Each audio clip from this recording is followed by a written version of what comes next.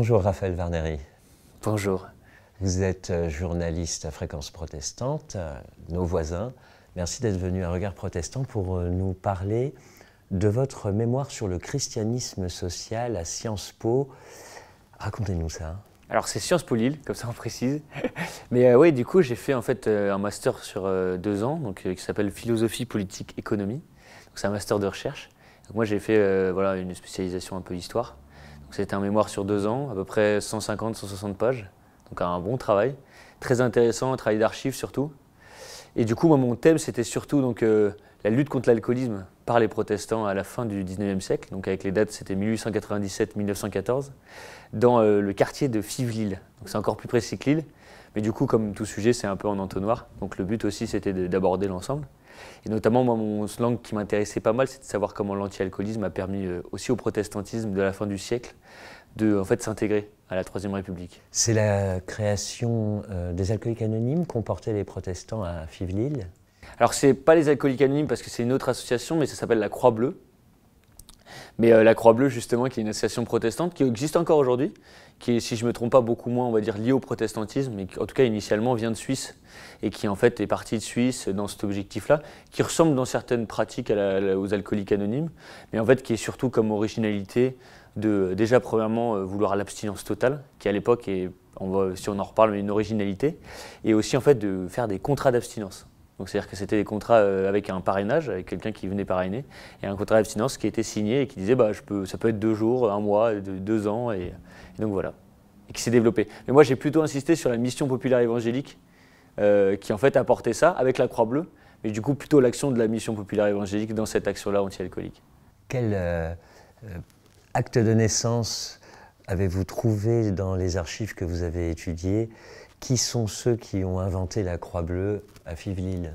Alors c'est un pasteur qui est connu dans le Nord, en tout cas peut-être, je sais que quand je parle à des protestants du Nord, ils connaissent, qui est moins connu dans le reste de la France, qui s'appelle Henri Nick, donc N-I-C-K, et qui en fait est un pasteur, donc, comme son nom l'indique un tout petit peu, je crois que c'est son père ou son grand-père qui est d'origine allemande, et qui en fait s'est fait connaître lui plutôt pendant la Première Guerre mondiale, donc après la période que j'ai étudiée, parce qu'il a été aumônier militaire. Et en fait, il a été beaucoup sur le front, et notamment des très belles lettres qu'il écrivait aux membres de sa famille, et notamment, si je ne me trompe pas, à sa femme, parce que je n'ai pas vraiment étudié cette partie-là. Et il a été connu comme ça, et il a été connu aussi après, parce que c'est là où il a été beaucoup plus, encore plus engagé, on va dire, ou en tout cas encore plus médiatisé dans son action en faveur des ouvriers, et notamment du côté des grévistes, pour défendre leurs causes et leurs conditions. Avec un autre catholique qui s'appelait, si je ne me trompe pas, le cardinal Rouge, qui était aussi très proche, et ils s'étaient rencontrés en fait pendant la Première Guerre mondiale. C'est un pasteur qui est connu pour ça, mais en réalité lui il vient plutôt du sud de la France, et en fait il est très ami avec le pasteur Élie Gounel qui est un peu plus connu, et aussi Wilfred Monod, qui est un peu plus vieux mais qui est aussi beaucoup plus connu. Et en fait les trois vont être dans une sorte de deuxième phase du christianisme social, qui va beaucoup être plus dans l'application. Là où la première est menée par justement Gide et Tommy Fallot, ou Fallotte, je ne sais plus comment on dit, mais, parce que je ne l'ai que lu. Mais du coup, ces pasteurs-là qui ont été plutôt dans faire monter les idées du christianisme social au sein du protestantisme. Et ensuite, là, ces acteurs-là, avec Henri Nick, vont eux se dire, en fait, on va le mettre en application. Et au début, son premier job de pasteur est dans les Cévennes. Et c'est Élie Gounel, dans plusieurs lettres, qui lui dit, mais en fait, viens dans le Nord, c'est là où il y a de l'action, c'est là où il faut se bouger. Et en fait, dans les Cévennes, en quelque sorte, tu ne sers à rien, et il faut que tu montes. Et du coup, il monte avec sa femme et ses enfants, et il va s'installer donc à Fives, à Lille d'abord, puis à Fives, pour monter justement une fraternité, comme ça s'appelle à l'époque, qui est un lieu qui se veut assez horizontal, même très horizontal, qui accueille un peu tout le monde, et qui veut, je pense, moi je l'ai analysé comme ça, dans ce double rôle d'être à la fois un lieu pour les croyants, qui puissent exprimer leur foi et la vivre, mais aussi un lieu qui est vachement ouvert sur la société. Parce que c'est un lieu qui bouge, avec aussi notamment, ils ont eu toute une vision de l'évangélisation, du témoignage, où ils vont faire ils marchent dans la rue, ils chantent des cantiques, et ils vont aussi chez les gens pour en parler. Voilà. Et ils découvrent le fléau de l'alcoolisme dans le nord de la France, ou pourquoi se tournent-ils vers ce problème en particulier? Il faut voir le sujet aussi, ce sont des gens, donc Henri Nick, Élie Gounel, même Wilfred Monod, c'est des gens qui viennent aussi d'une certaine bourgeoisie protestante. Et en fait, le milieu bourgeois aussi, mais globalement, enfin le milieu intellectuel, ça, à l'époque, voit justement l'alcoolisme comme un fléau et ça commence à monter. Il y a 3 âges de la lutte contre l'alcoolisme en France, qui est un des derniers pays à le mettre en place parce qu'il y a une culture du vin, de la bière, et il y a même ça continue. Hein. Des intérêts industriels peut-être. Exactement, mais aussi un truc culturel. C'est aussi, je pense que c'est des vestiges aussi de, on est sur des clichés, c'est-à-dire qu'on pense que par exemple, il y a toujours cette image de l'eau qui est insalubre, donc il vaut mieux boire du vin. Il y a aussi cette image que le vin est bon pour la santé, et aussi c'est un truc français, quoi. On est le pays du vin, c'est important, on ne peut pas lutter contre. Et en fait, ce qui se passe, c'est qu'après 1870, donc après la défaite contre la Prusse, et donc la coalition qui deviendra l'Allemagne, en fait, il y a une prise de conscience, en tout cas, il y a d'un coup une montée, et il y a aussi un traumatisme de la commune. En fait, la commune, pour les milieux bourgeois, est vue comme un lieu d'alcoolisme, de dépravation, et du coup, ils se disent, en fait, il faut lutter contre l'alcoolisme parce que c'est l'alcoolisme qui amène à la révolte sociale, qui voit les communistes en fait comme des poivrons, si je grossiérise. Et en fait, après, ce qui va se passer, c'est que ce traumatisme passé, ils vont s'arrêter. Ils vont dire, bon, bah, c'est bon, en fait, finalement, l'alcoolisme, on peut le laisser de côté. Mais en fait, ça va revenir vers la fin des années 1870. Et en fait, on va arriver sur un moment où des médecins vont commencer à dire, non, non, c'est important, l'alcoolisme crée d'autres choses. Et en fait, ça va revenir aussi, ça va se coupler, toujours dans des enjeux politiques, comme vous pouvez vous en douter. Donc à la fois, il y a toujours ce petit mémoire de la commune, mais il y a aussi cet enjeu de se venger, de créer, on l'a vu tous en cours d'histoire, ce truc de dire les Prussiens, les Allemands, il faut aller se venger, ils nous ont humiliés en 1870. Du coup, il y a un truc démographique aussi, et on met sur le dos de l'alcoolisme tout ce côté-là de dire en fait ils boivent donc ils font moins d'enfants et du coup surtout les enfants sont en moins bonne santé, du coup le peuple français est en moins bonne santé. Il y a tout un truc comme ça et aussi il y a donc un alcoolisme qui revient en force et en fait qui va continuer avec justement des politiques aussi de santé. Donc c'est là-dessus. Et en fait, les protestantistes vont s'intégrer dans cet âge de l'anti-alcoolisme en disant, eux, en venant avec leur méthode et en trouvant leurs raisons. Après, les protestants, ce n'est pas exactement les mêmes raisons. Ils sont quand même influencés parce que la preuve, c'est qu'ils voient l'alcoolisme dans les ouvriers. Alors qu'en fait, l'alcoolisme touche à peu près tout le monde en réalité. Et surtout, en fait, il peut y avoir la même consommation chez un ouvrier que chez un bourgeois, si j'utilise encore ce mot. Ça ne sera pas la même vision. Mais du coup, les protestants, il y a aussi, dans le christianisme social, cette idée théologique de vouloir préparer le retour de Dieu sur terre, le royaume de Dieu sur terre. Donc eux, ils veulent un retour du messianisme. Mais en fait, ils expliquent que pour eux, ils ne doivent pas être dans une attente passive. En fait, ils doivent, eux, préparer l'avenue. Et du coup, pacifier le monde qui les entoure et aussi permettre aux gens de s'élever et d'accéder au message de l'Évangile. Et en fait, ils voient l'alcoolisme comme une des raisons qui empêche, qui bloque cette faculté-là. Et ils le voient surtout chez les ouvriers où c'est le plus médiatisé et le plus visible. Parce qu'aussi, aux ouvriers s'ajoutent toutes les conditions de vie qui sont terribles, avec justement une hausse aussi, parce qu'on est en période d'exode rural, et donc il y a tout un contexte qui fait qu'ils sont dans des situations difficiles. Et du coup, le christianisme social se veut acteur de ça, et pour permettre aussi, parce qu'ils considèrent que l'Évangile est une réponse en fait, à l'industrialisation et ses conséquences néfastes. Le pasteur Nick crée la Croix Bleue, et il propose des contrats d'abstinence. C'est quoi ? Alors, il ne crée pas la Croix Bleue, mais il crée l'organe de la Croix Bleue à Lille. Enfin, il l'amène et il en fait partie. Mais il ne la dirige pas. C'est vraiment à distinguer. Lui, il ne la dirige pas, mais il est quand même dedans. Il y a même des photos de lui. En fait, il était assez grand, donc on le voit, on le distingue bien avec une moustache. Et il était connu aussi pour se balader beaucoup à vélo. Donc il y a toute une image autour de lui. Le contrat d'abstinence, c'est vraiment justement, c'est un papier où en fait, ils viennent et ils s'engagent devant tout le monde. À rester un certain nombre de jours ou de mois ou d'années de ne pas toucher à de l'alcool en fait. Donc ils y arrivent ou pas, ils peuvent essayer plusieurs fois, ils peuvent en faire de plus en plus long et après ils adhèrent et quand ils arrivent justement à sortir ou même quand ils n'arrivent pas à s'en sortir, il y a cette notion de communauté et du coup l'idée c'est d'être dans ce truc de se dire en fait on s'entraide. Donc on se dit aussi parce qu'il y a plein de lieux en fait d'alcoolisme à cette époque-là dans le Nord, il y a en fait dans les années 1880, tu as un développement assez important du nombre de débits de boissons. Mais ça peut être, nous aujourd'hui on a l'image du bar, mais en fait le débit de boisson pouvait être à l'époque, on va dire c'est comme si un garage, quelqu'un tu mets une planche et il vendait de l'alcool. Il y a vraiment ce truc de culture, enfin pas culturel, mais il y a ce développement très important de l'alcoolisme. Il y a aussi l'industrialisation qui amène énormément en fait, de l'amélioration à la fois des techniques de distillation, mais aussi amène une amélioration des moyens de transport. Donc l'alcool est produit en plus grande quantité et circule plus. Du coup, il y a une hausse de l'alcoolisme et du coup, il y a aussi un truc d'essayer avec la fraternité d'avoir un lieu où on se protège et on essaie de lutter contre ça.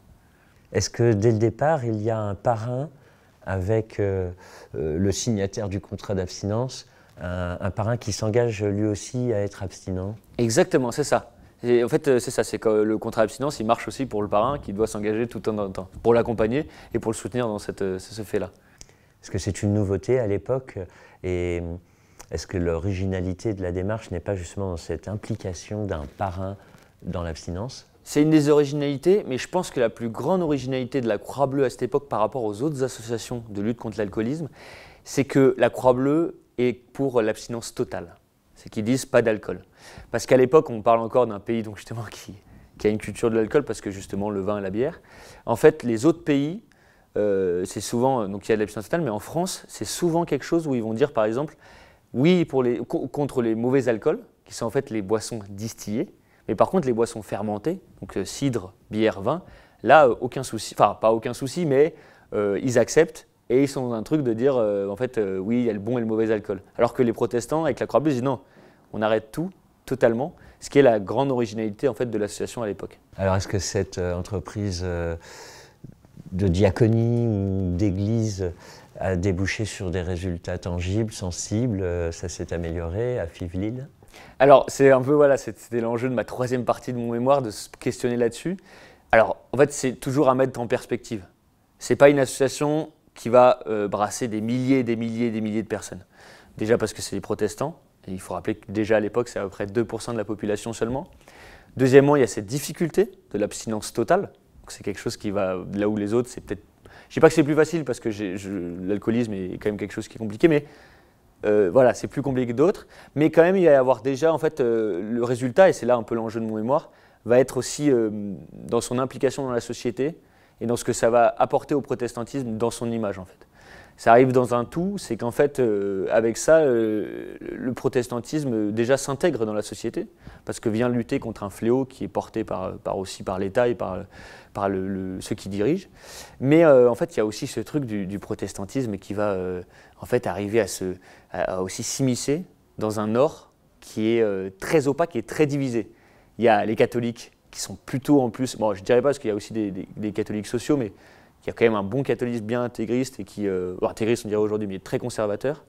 Et de l'autre côté, il y a des masses ouvrières qui, elles, sont justement en opposition. Et c'est là aussi où le protestantisme a un intérêt de venir, de dire en fait, il y a un entre-deux qui n'est absolument pas assuré, et nous, c'est peut-être notre rôle de montrer une autre image de ce que c'est le message d'évangile et ce que c'est en fait la religion chrétienne, que celle que les catholiques ont présentée depuis des années. Donc, il y a tout un truc, donc le résultat est peut-être plus là-dessus que sur la lutte anti-alcoolique, où en fait on le voit, c'est très compliqué, parce qu'il y a tellement de tentations qu'en fait il y en a un qui va arriver pendant quelques mois, qui ensuite va craquer. Il y a beaucoup de témoignages comme ça, il y a beaucoup de gens qui vont, à cause des difficultés du quotidien, ne vont pas arriver. Et il faut savoir qu'en fait les lieux, j'ai parlé des débits de boissons, mais il y a aussi les usines, où en fait ça boit beaucoup. Il y a la rue, il y a aussi chez soi, par exemple l'alcoolisme féminin, dont en fait c'est pas du tout parlé, mais en fait les témoignages de l'époque expliquent que juste la femme boit, mais soit à l'usine, et c'est souvent des usines qui ne sont pas mixtes, soit chez elle en fait, donc en secret. Si elle va chez l'épicier, elle prend son truc, donc il y a quand même un alcoolisme féminin. Mais du coup, il y a de l'alcoolisme un peu partout, il y a quand même ce truc-là. Donc les résultats ne sont pas extraordinaires, mais il y a quand même quelque chose qui vient, il y a quand même des fois où ils atteignent des pics vers plusieurs milliers de personnes qui sont là, et il y a vraiment aussi des mouvements, notamment pendant les carnavals où ça boit beaucoup. Enfin, voilà. Donc il y a quand même des résultats. Alors au final de votre mémoire de recherche à Sciences Po Lille, vous avez trouvé des marqueurs sociaux de l'intégration du protestantisme grâce à cette action, ou des crans chronologiques au bilan? En fait, ce serait exagéré de dire que toute l'intégration du protestantisme passe par l'anti-alcoolisme, parce que ce serait faux. En fait, c'est plus un moyen, parmi tant d'autres qui ont utilisé. Mais ce qui m'a marqué, moi, c'est que j'ai découvert qu'en fait, le protestantisme, on a l'impression qu'en France, c'est intégré depuis des années, enfin même des centaines d'années. Mais en fait, en réalité, jusqu'à la fin du 19e, la communauté protestante en France est encore dans certains villages, et ça, il y a des chercheurs sur l'histoire du protestantisme qui le disent bien mieux que moi, qui sont en fait encore marqués par ces souvenirs de la terreur. Donc il y a eu à la fois donc, les souvenirs des Camisards, il y a tout un souvenir huguenot, mais il y a aussi, en fait, en 1815, quand le roi revient après Napoléon, il y a une terreur blanche. Les protestants ne sont pas non plus massacrés de partout, mais il y a quelques épisodes qui font que ça refait, et du coup tout le 19e est quand même dans cette idée de dire attention, ça peut revenir, on n'est pas totalement intégré. Et aussi il y a ce rappel à la fin du 19e où il y a toute cette rhétorique anti-protestante qui revient en force en 1890, donc ça marche un peu avec mon mémoire quand ça commence, il y a ce contexte-là. Et ce qui est assez intéressant, c'est que ça vient après l'âge d'or au niveau politique du protestantisme qui est 1880, où en fait on a, je crois que en 1879, le premier gouvernement républicain, parce qu'avant c'était des royalistes dans une république, c'est paradoxal, mais je ne vais pas m'étancher dessus, mais en fait est à moitié protestant. Et après tout 1880, avec l'école, il y a vraiment une implication des protestants dans la vie politique qui s'amenuise dans les années 1890, parce que les catholiques reviennent dans le jeu politique. Et paradoxalement, c'est avec ce retour des catholiques qu'il y a un retour de l'antiprotestantisme, qui est de deux visions. Il y a soit l'antiprotestantisme, qui est assez juste parce qu'en fait, comme les protestants sont proches des juifs, en fait, il y a un antisémitisme qui va sur de l'antiprotestantisme, mais tu as aussi un vrai antiprotestantisme qui voit les protestants comme en fait des agents de l'étranger. Donc ça, c'est intéressant. J'ai découvert ça et du coup, il y a tout un jeu politique qui va ensuite arriver sur le début du XXe avec la laïcité, donc la loi en 1905. Et ensuite, il y a tout aussi, tous ces porteurs du christianisme social vont avoir tout un rôle d'union du protestantisme avec l'union de Jarnac en 1907. Voilà, je vous dis plein de termes, je suis désolé. Mais voilà, il y a tout ça qui va aussi favoriser cette union avec cette idée de dire en fait, il faut se rassembler pour se renforcer et aussi s'impliquer dans la société. Et du coup, l'anti-alcoolisme fait partie de ça, mais est en fait un des moyens précis d'un mouvement qui est plus large, avec justement une implication du protestant qui s'intègre dans la Troisième République enfin, et qui est, vers la fin, justement, plutôt considéré comme français et plus comme un agent de l'étranger. Alors Raphaël Vernery, on dit qu'on fait de l'histoire pour éclairer le présent. Quel éclairage pour aujourd'hui vous avez retiré de cette recherche en histoire politique? Alors déjà, c'est intéressant du côté de l'histoire des minorités. En fait, on est une minorité aujourd'hui, les protestants, qui sommes intégrés, et ce n'est pas le cas de toutes les minorités actuelles en France. Et c'est intéressant de se questionner là-dessus, de savoir comment les protestants ont réussi à s'intégrer, savoir par quoi c'est passé. Je trouve que ça peut être aussi un écho pour aujourd'hui. Et notamment, je pense qu'il y a beaucoup d'historiens qui aussi donnent cet écho-là, notamment sur la vision de la laïcité, de savoir de la place du religieux dans notre société. Et après, il y a aussi cette question de vision de l'Église aussi, de cette vision sociale de l'Église, qui est intéressante, parce qu'en fait, tu as beaucoup de questions qui sont actuelles, je pense, qui sont questionnées à l'époque, donc il y a déjà, qui sont des réponses à reprendre et à remodeler avec notre vérité d'aujourd'hui, mais qui sont intéressantes à voir. Et ensuite, il y a la question de l'alcoolisme, parce que là-dessus, c'est assez intéressant de voir qu'aujourd'hui, il y a un retour un peu. Ces dernières années, il y a eu quelques publicités qui disaient « attention, ça peut être aussi… l'alcool, c'est pas forcément bon ». Mais avant ça, on est beaucoup sur un anti-alcoolisme qui est surtout de dire « c'est pas grave de boire de l'alcool, mais il faut pas le boire pour conduire ». Il y a vraiment ce truc lié à la sécurité routière. Et ça, c'est intéressant de voir ça et d'analyser ça, de comprendre qu'en fait, aujourd'hui, il n'y a plus ce truc comme à l'époque de dire « il faut pas boire ». Il y a un contexte dans lequel tu as le droit ou pas boire. Donc il y a des gens qui ont fait toute une historiographie de tout ça, donc c'est passionnant, mais que moi j'ai pas eu le temps de le lire totalement et que je pourrais pas vous dire totalement parce que ce serait moins bien que ces personnes-là, mais il y a aussi ce volet-là qui est intéressant. Merci Raphaël Vernery pour ce parcours historique sobre. J'ai fait du mieux que je peux. Merci à vous.